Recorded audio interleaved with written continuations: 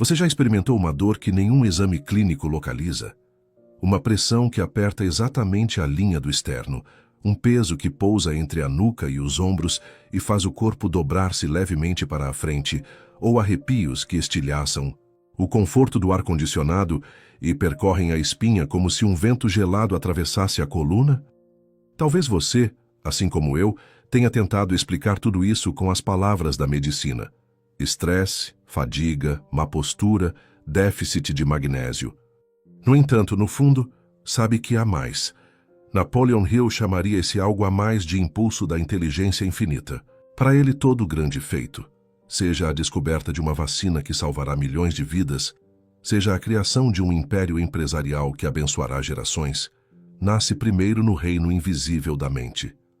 Já o apóstolo Paulo traduziu o mesmo princípio em termos de fé, pois aquilo que se vê foi feito do que não se vê. Gálatas 11:3. As dores que você sente, portanto, são sinais pré-verbais, recados silenciosos emitidos pelo céu para quem foi separado com uma tarefa singular. Eis o primeiro aviso. Nem todos têm resistência espiritual para permanecer até o fim desta mensagem. Algumas pessoas já fecharam o vídeo antes que eu terminasse esta frase. Outras, distraídas por notificações, abandonarão a página sem perceber. Se você permanece, parabéns. Existe um selo em sua testa que o distingue da multidão. Hill diria que você possui um propósito dominante. Jesus, em João 15:19, garantiu que quem é escolhido é retirado do sistema do mundo. Aceite meu desafio audacioso. Permaneça até o último ponto final. Hoje desnudaremos as 7 dores espirituais que confirmam o chamado dos escolhidos. Cada dor será apresentada sem verniz, tal como se manifesta na carne e na alma, mas sempre acompanhada de sua pérola de sabedoria, porque, segundo Hill, cada adversidade carrega em seu bojo a semente de um benefício equivalente ou maior. Antes de prosseguir, escreva nos comentários, com a coragem de quem finca os pés em terra santa: eu sou um escolhido de Deus. Essa frase é uma âncora mental. Sela um pacto entre sua mente consciente, seu subconsciente e o Espírito Santo. Hill demonstrou que a repetição de uma afirmação carregada de emoção cria um circuito fechado de fé capaz de influenciar o ambiente material. Quando você declara publicamente, convoca o mundo espiritual a cooperar e assume responsabilidade por seu destino. Primeira dor: o desencaixe do mundo. Imagine-se num casamento elegante. O salão é cristal e prata, as gargalhadas se cruzam, a banda toca sucessos românticos. De repente, em meio às taças tilintando, você sente algo estranho. Por dentro está deslocado, ansioso para sair dali. É como se houvesse um véu transparente entre você e a festa. Todos se divertem, mas você enxerga um vazio por trás das luzes. Essa sensação não é antipatia ou timidez.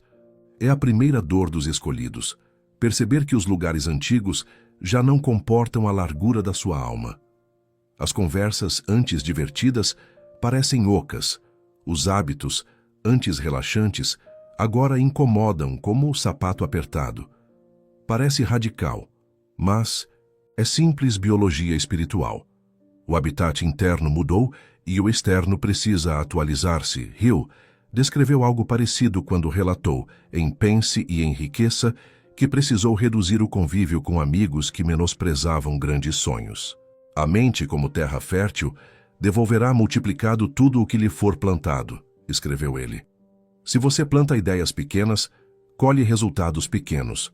Por isso, Deus, ao ampliar sua visão, corta-lhe o acesso a terrenos medíocres. Cristo havia alertado: se vocês fossem do mundo, o mundo os amaria. Todavia não são do mundo porque eu os escolhi. Jó 15:19. Ele não sugeriu, ele garantiu. Então, se o convite para o happy hour sumiu e o grupo da escola silenciou, não. Vista luto, vista gratidão. É o céu removendo tijolos velhos para erguer andaimes novos. Sinais visíveis dessa dor enjoo em ambientes onde se fala mais de pessoas do que de ideias. Programas que antes o faziam rir, agora provocam tédio quase físico.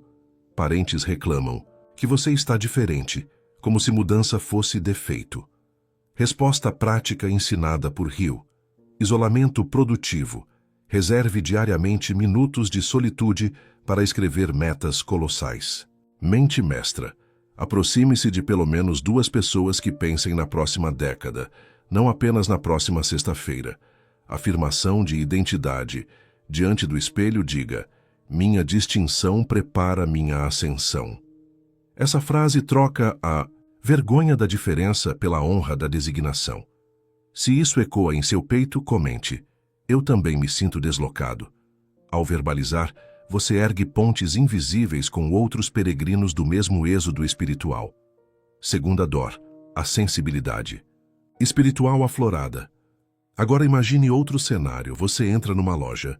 O som ambiente parece alto demais. O ar pesado. Uma dorzinha pulsa na têmpora. Nada visível justifica o mal-estar, mas seu corpo implora para sair. Horas depois, descobre que clientes discutiram asperamente naquele espaço. Você captou a atmosfera sem conhecer a história. Essa hipersensibilidade não é frescura. É consequência da ativação do que Hill chamou de sexto sentido, complementado por Paulo como discernimento espiritual. O homem natural não compreende as coisas do espírito. 1 2,14. O que Deus faz? Reconfigura seu sistema reticular ativador, a antena que filtra bilhões de estímulos diários. Antes, você captava apenas o necessário à sobrevivência. Agora capta o que interessa ao chamado eterno. Desafios dessa dor. Convívios outrora agradáveis passam a causar cansaço fora de proporção. Amigos rotulam-no de dramático ou espiritualista demais. Você oscila entre achar que enlouqueceu e perceber que, na verdade, despertou. Ferramentas de gestão segundo Hill Proteção Mental. Inicie o dia declarando: só permitirei pensamentos que fortaleçam meu propósito. Descarga energética. Pratique respiração profunda ou oração contemplativa após ambientes densos. Isso limpa a antena interior. Seleção de estímulos. Troque programas carregados de escândalo por audiobooks que alimentem fé e visão. Considere Eliseu, que ouvia os segredos do rei da Síria mesmo em Israel, segundo Ezequiel 6:12. Quando Deus amplia sua audição, amplia também a escala da sua missão, transformando fraqueza em radar financeiro. Você pode perguntar: o que minha dor de cabeça em ambientes carregados tem a ver com prosperidade? Tudo. Hill defendia que a maioria perde oportunidades porque vive entorpecida por distrações. Já você, com um sistema nervoso afinado, percebe vibrações de oportunidade genuína antes que virem manchetes. É a mesma sensibilidade que permite a um investidor sentir o clima de um mercado antes das estatísticas, ou a um empreendedor intuir a necessidade de um cliente antes que ele faça o pedido. Proteja essa antena. Ela será seu diferencial competitivo no campo financeiro e seu alarme contra alianças tóxicas. Síntese para meditar esta semana. Quando meus sentidos espirituais despertam, reconheço tanto o lobo quanto o tesouro antes que a maioria veja sequer a sombra. Escreva essa frase num cartão, leve-a na carteira e repita 3 vezes ao dia. Hill garante: a repetição impregnada de emoção converte-se em crença. Crença gera ação consistente. Ação consistente constrói destino. Você chegou até aqui. Isso já prova que carrega a fibra mental que Napoleon Hill chama de persistência sustentada por desejo ardente. Na etapa anterior, investigamos as 2 primeiras dores, o desencaixe do mundo e a sensibilidade espiritual aflorada, e vimos como aquelas pontadas internas, que muita gente interpreta como fraqueza, na verdade são evidências de que Deus está ativando sensores especiais para guiar seu destino. Agora, mergulharemos na 3ª e na 4ª dores e, no percurso, faremos nossa primeira grande interseção com o tema da riqueza.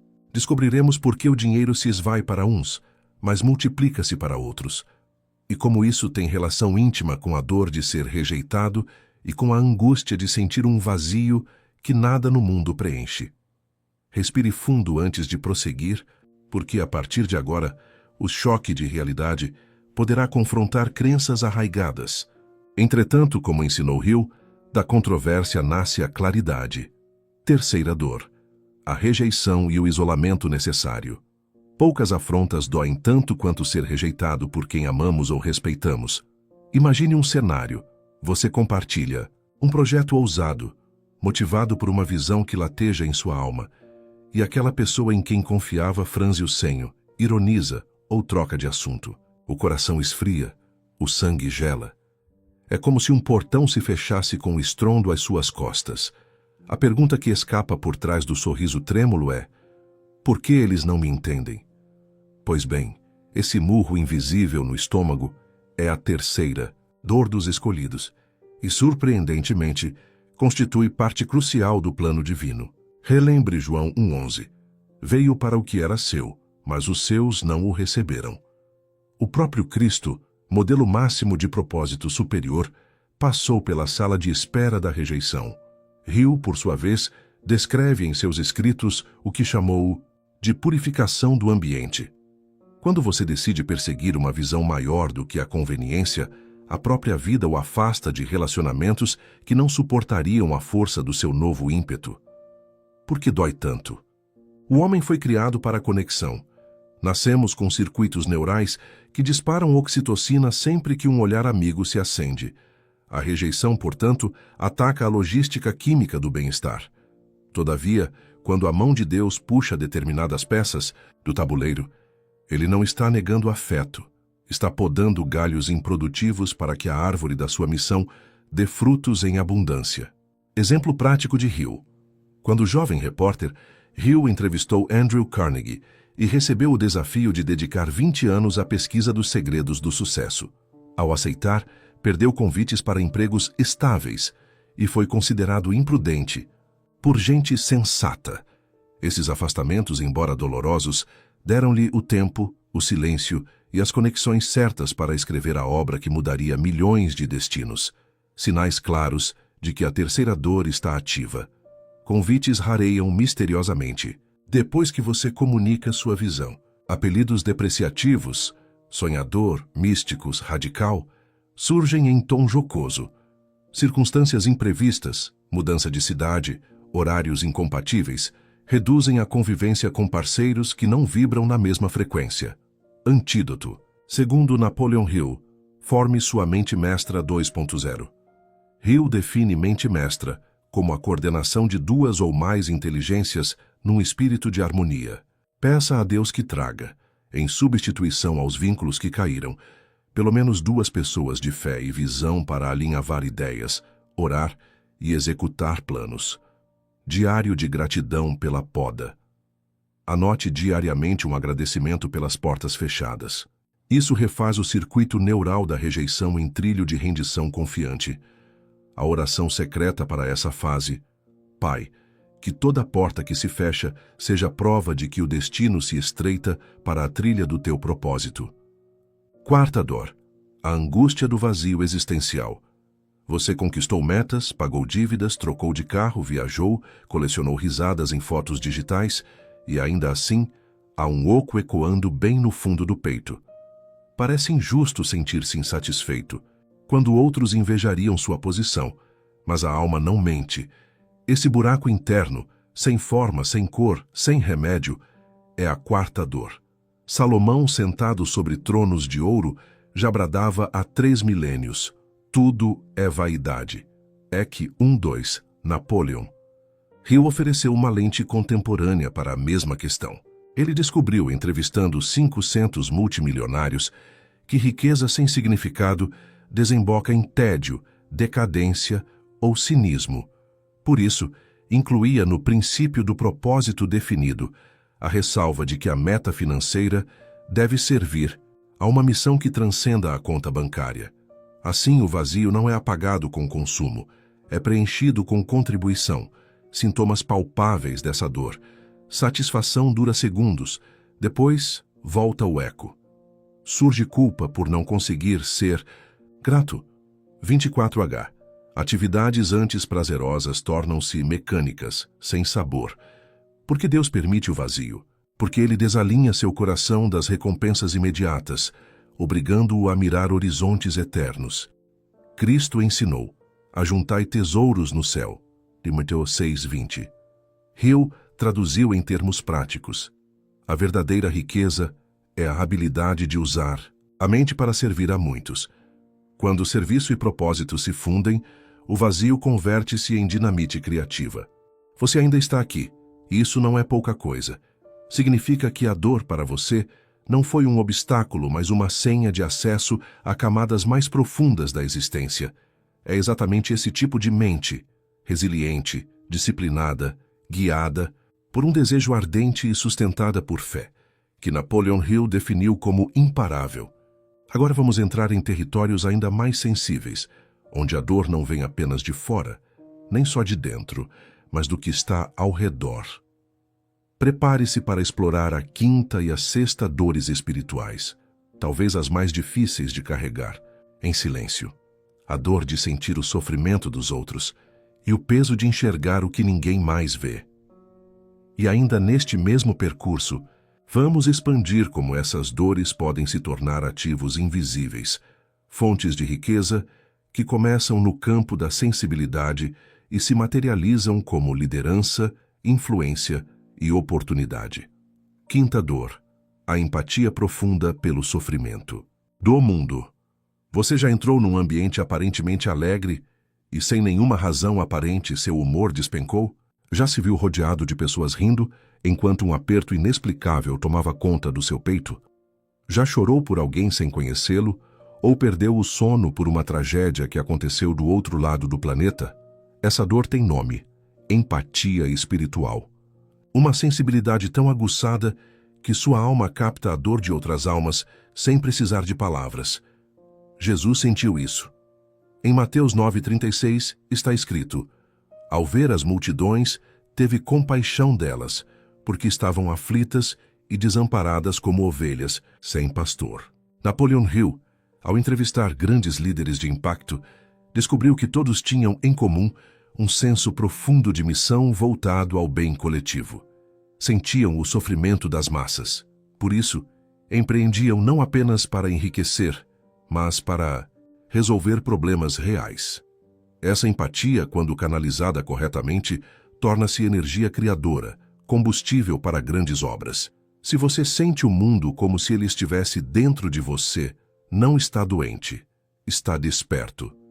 Sinais de que essa dor está ativa. Choro frequente ao ver notícias trágicas ou injustiças sociais. Dificuldade de permanecer em ambientes emocionalmente carregados. Forte inclinação por ajudar, mesmo sem ter todos os recursos. Efeitos colaterais, se não compreendida. Exaustão emocional crônica, pois o coração absorve mais do que consegue processar. Culpa por não conseguir salvar todos, o que mina sua produtividade e autoestima. Transmutação da dor em riqueza de Impacto Hill ensinava que o serviço sincero ao próximo é o primeiro degrau da fortuna verdadeira.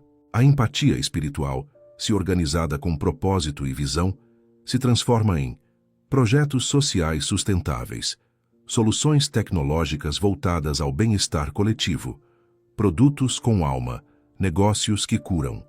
Exemplo contemporâneo. Muitos dos empreendedores mais bem-sucedidos dos últimos 50 anos, de Oprah Winfrey a Elon Musk, transformaram dores humanas observadas em inovações que geraram bilhões. O que fazer com essa dor? Crie um diário de impacto. Anote todas as causas que mexem com você e pense em como sua história, seus dons e seus recursos podem contribuir com soluções. Ore por sabedoria seletiva.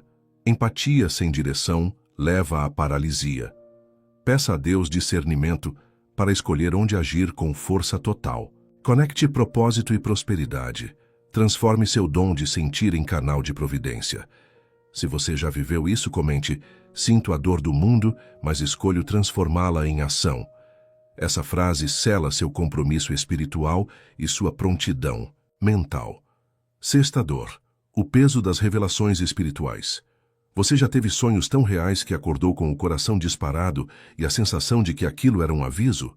Já sentiu algo dentro de você te dizendo que algo ia acontecer, e aconteceu? Já quis compartilhar uma revelação, um insight, uma visão, e foi chamado de exagerado, doido ou fanático. Essa é a sexta dor, o fardo de ver antes dos outros, de saber o que ninguém entende, de carregar revelações que nem sempre têm espaço para serem ditas.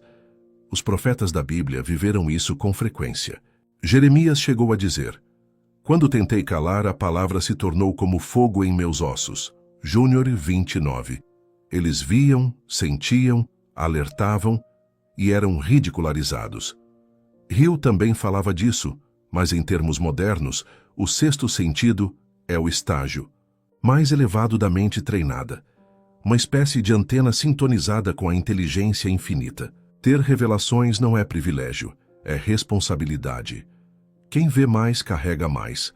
Como essa dor se manifesta?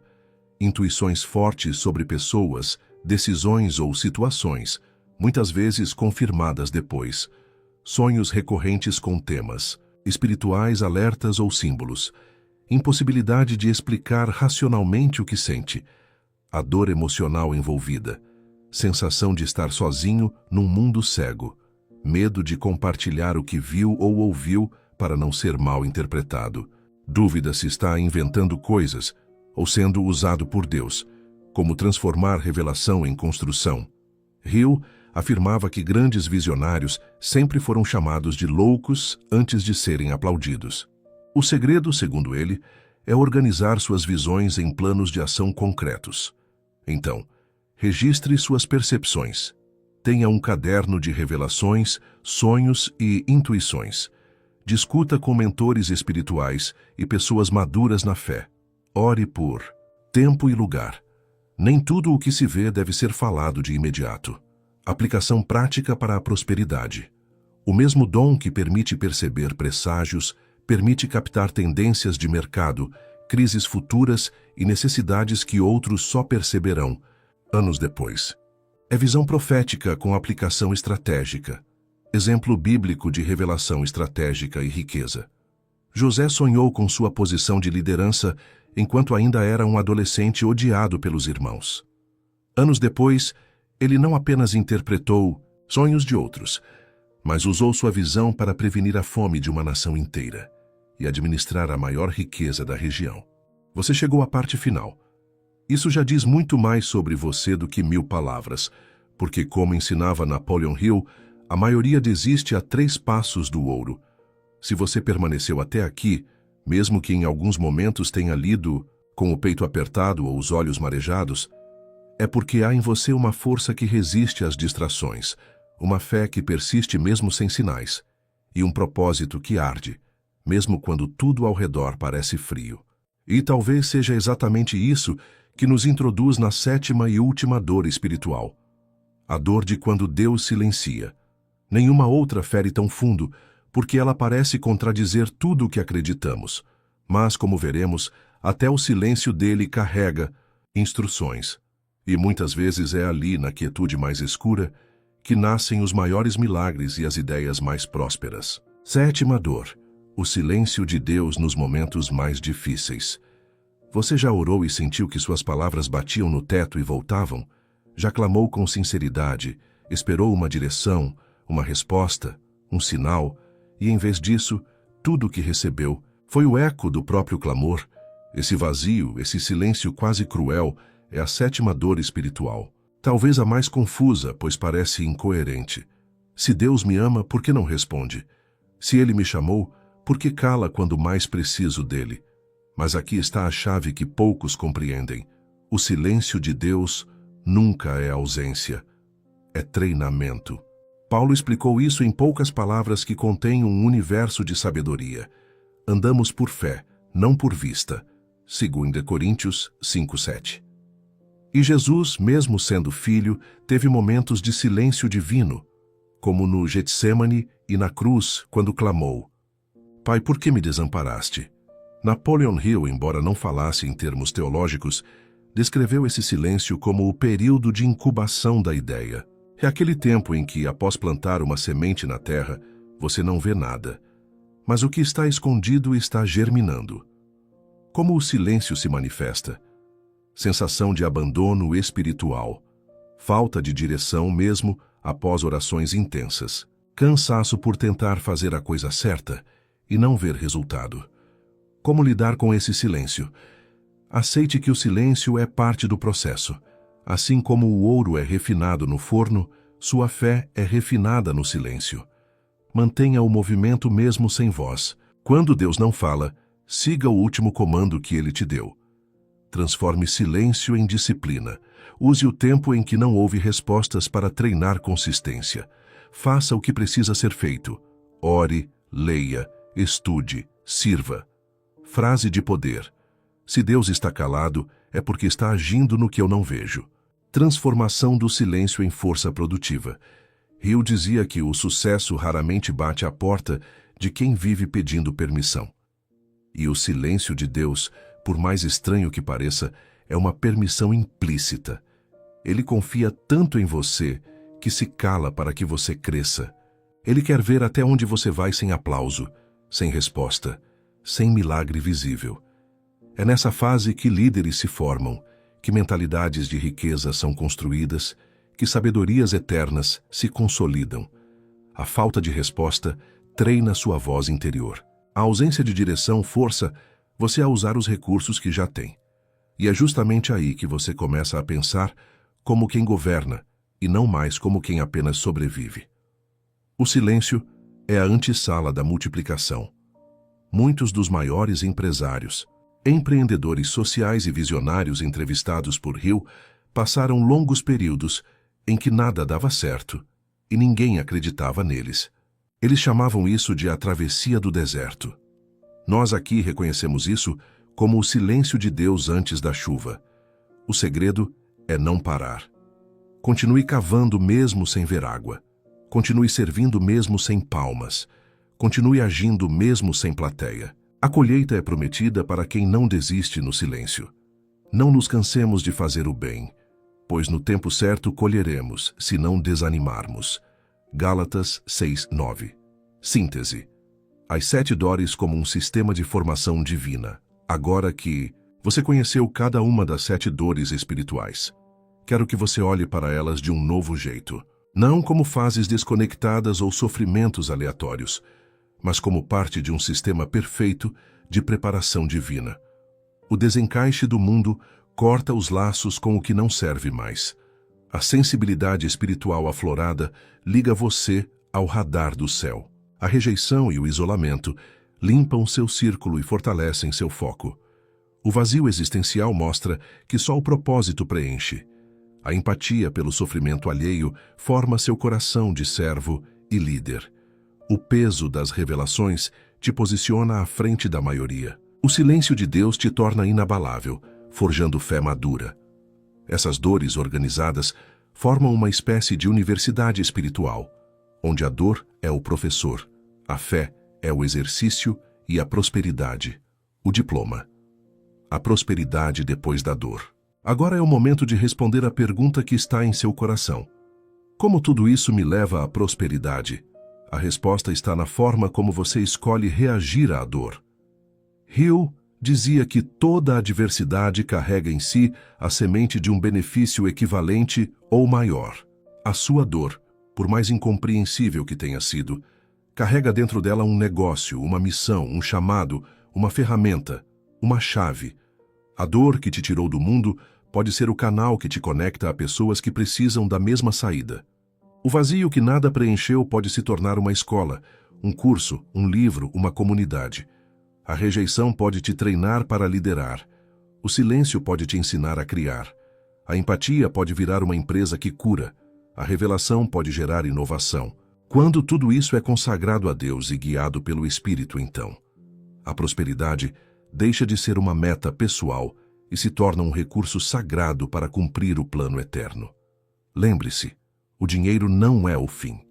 É apenas o combustível. Você não foi separado para ostentar. Foi escolhido para influenciar, transformar, liderar. Oração final. Pai eterno e soberano. Hoje eu apresento a Ti cada pessoa que chegou até aqui. Cada um que carregou uma ou mais dessas dores em silêncio. Cada um que se sentiu perdido, rejeitado, vazio, ignorado ou esquecido. Fortalece, Senhor, os teus escolhidos. Transforma a dor em missão. Converte o silêncio em sabedoria. Multiplica a sensibilidade em visão de futuro. E que toda riqueza que vier a essas mãos seja sinal de que o teu plano está se cumprindo. Ergue os teus filhos. Abre os céus sobre eles. Destrava ideias, conexões, portas, recursos. Dá ousadia para construir, fé para resistir e humildade para permanecer no centro da tua vontade. Em nome de Jesus. Amém. Se essa mensagem falou com você, compartilhe. Não guarde só para si. Comente aqui. Eu recebo. Eu sou um escolhido de Deus. Declare também. Eu me identifiquei com a dor número do meu. E se deseja continuar recebendo conteúdos assim, que unem espiritualidade, propósito e prosperidade, inscreva-se, ative o sininho e deixe seu like. Lembre-se, se você sente essas dores é porque Deus te separou. E se Ele te separou é porque vai te usar. Com poder, com propósito e com provisão. Nos vemos no próximo vídeo. E até lá, permaneça firme. A dor passa. O propósito floresce. E o ouro? O ouro está reservado para quem teve coragem de cavar.